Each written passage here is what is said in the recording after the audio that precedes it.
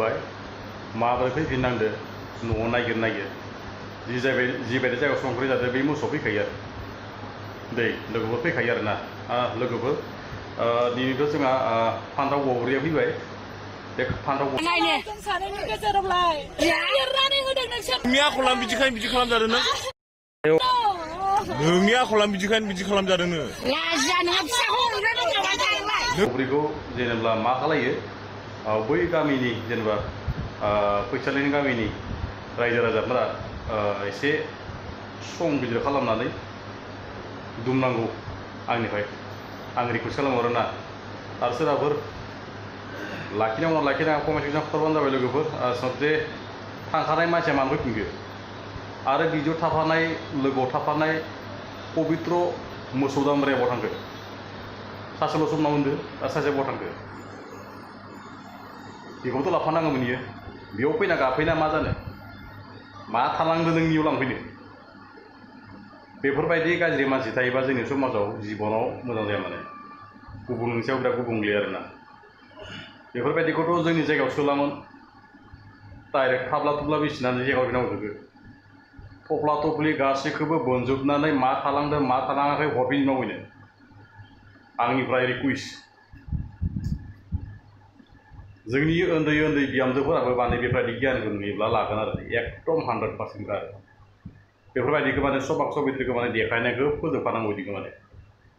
बिदि आखुनि माबा थासारिखौ माने बन्द खालामनांगौ आरो दै दा आबसुफोर दं आब'फोर दं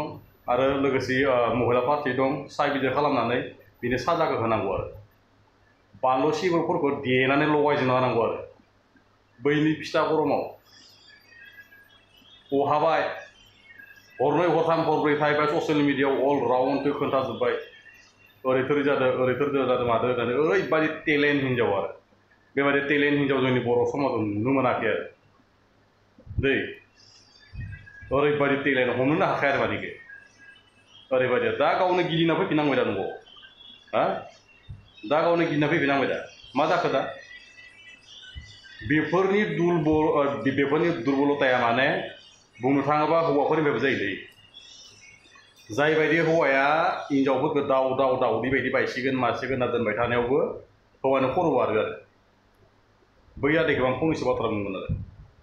बेफोरबायदिया माने हौवाफोरनिफ्रायबो जायो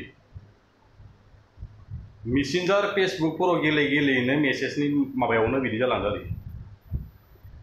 आं गासैबो ओंखायनो बुङो कि जोंनि बर' समाजनि हिन्जावफोरा फेसबुक गेलेनाय मेसेन्जार गेलेनायखौ माने खम खालामनांगौ बैफोरावबो माने एकदमबारे नाम्बार लालायनाय कमेन्ट हरलायनाय गाज्रि फट' हरनाया थासारिया बेफोरनो गाज्रि जालाङो आरो आङो थुङै नाम्बार लाबाय दिनै लोगो हमलायबाय नै बियो कायना जाबाय आरो बेफोरबायदि माने बेफोरबायदि हिन्जावफोरखौ हमनोबा मोनाबिलिनि फुंनि 3टा 4टायाव कम्बल सिङाव थुना मेसेज ओरै थुबाय थानाय गेलेबाय थायोना बाङालि सेंग्राफोरदो बर' सेंग्राफोरदो बेफोरखौ नायखुमानानै थांगोनफोर गासिनो नांगौ उन्दुनायाव थैखाथो बिदि गियान गाज्रि हिन्जावफोरा